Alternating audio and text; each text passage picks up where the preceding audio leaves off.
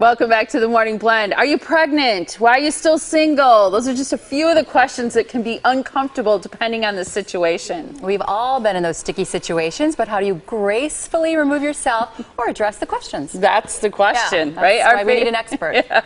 Our favorite etiquette expert and director of career services at Marquette is here to help us with this. We welcome back Laura Kestner-Ricketts. What's up? Hello. I always love seeing you. Good to have you on this Monday morning. Yeah. Do you have a pet peeve about people when we were talking about the mouth noises, sniffling, the mouth breathers? Is there something that really gets on your, especially as an etiquette expert? A lot of them. I have a lot of them. Hard to choose just chewing one? With your mouth. Yeah, chewing with your mouth open. Yeah, smacking your food. Yeah. Those kind of things. That's not good. Really, my biggest pet peeve is people who interrupt. Oh, really? Yeah. Okay.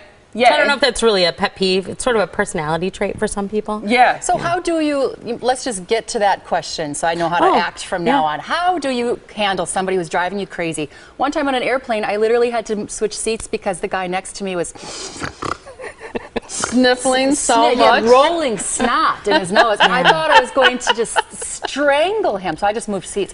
Is there a way can you even approach somebody and say, can you please stop that? Or yeah, what would you do in that situation? Well, I think I probably would have moved seats. I think what you did, if you can do that. But there's a couple things that you could do. You could maybe sort of lighten the mood by saying, oh, it sounds like you have a cold. Mm-hmm. Can I offer you a tissue? Yeah, would you like a tissue? Would you like a throat lozenge? Tissue, I think. Or like you said during the commercial break, do you want a really strong drink? It's my treat. And a little Benadryl. Yeah, some Benadryl. But think of it this way. It's also a health issue. If he is sick and he's sitting by you, the last thing you want to do is be trapped in an airplane with someone who's doing that. So it's totally fine to move. Oh, okay. I just moved seats, yeah. And a lot of times it's not possible, though, because it seems like planes are so thankfully full. They're empty seats. Right. So let's say you're on a train, a bus, a plane, because this happens to me where people keep talking to you. And I'll send off a vibe like I'm sleeping, or I'll close my eyes, and they'll still keep talking. Denise suggested headphones. How do you handle that, though, if you want somebody to stop talking? Sure. I mean, the easiest way to tackle any of these things is to be direct. So you might say something like, you know what, I've had a really rough week. I was really looking forward to some alone time.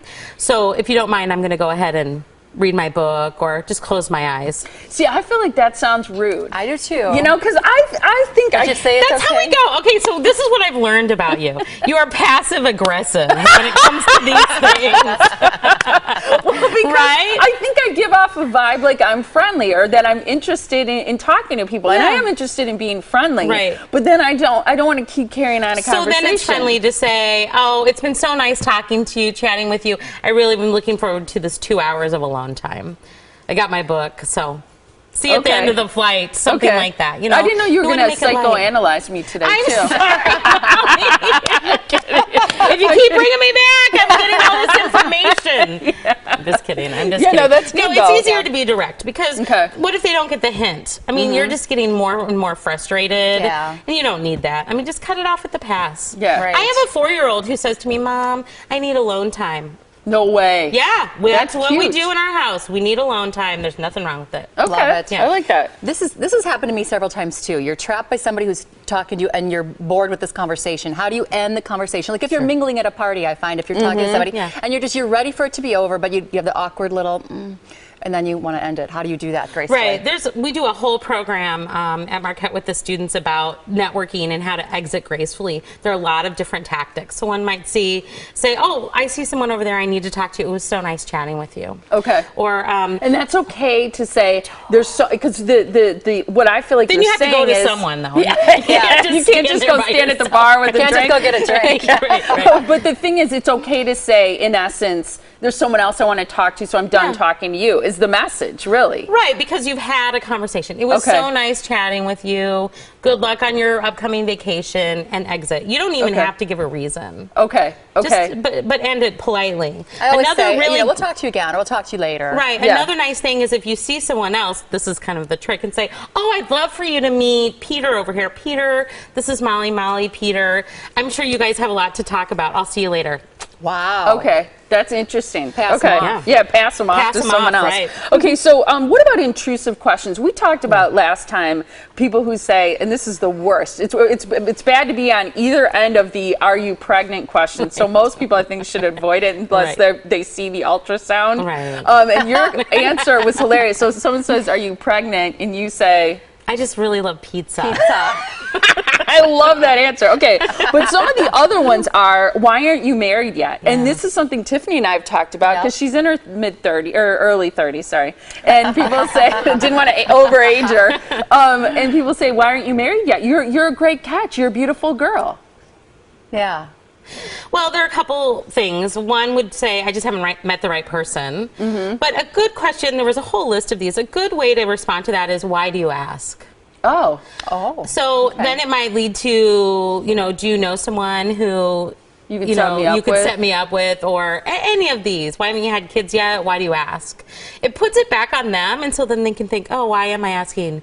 Am I being nosy, or what is it? Well, people say, because I think you're a beautiful girl and you've got a great head on your shoulders, and I'm just surprised you're not married. That's the kind of thing Tiffany hears. Then what do you say?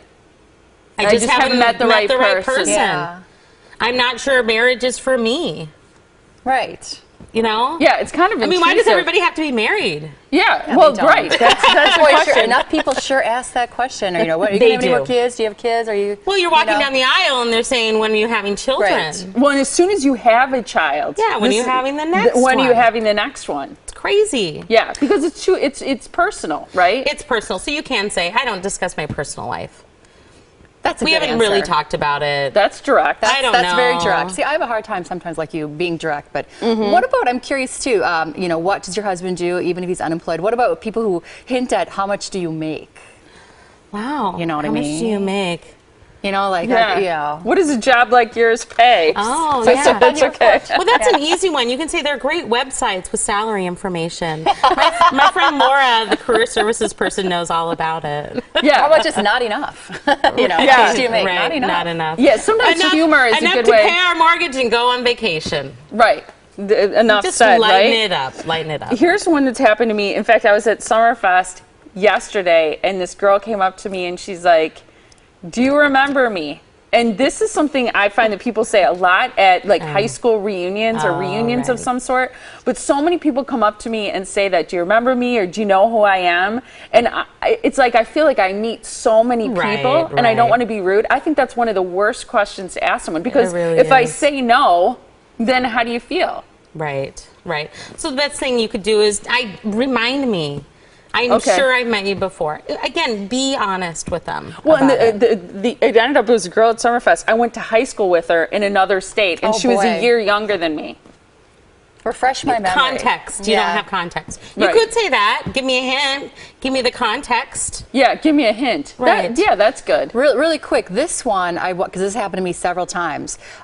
You tell a story, and someone's telling you a story. How do you say, you've told me this twice before? Yeah. This happens to older people a lot, A right? couple things. Yeah, a or couple me. things. If there are other people around, it depends on why they're telling the story. I'm assuming this is the kind of people that we have these catalogs of funny stories that when we're at parties we tell them. Yeah.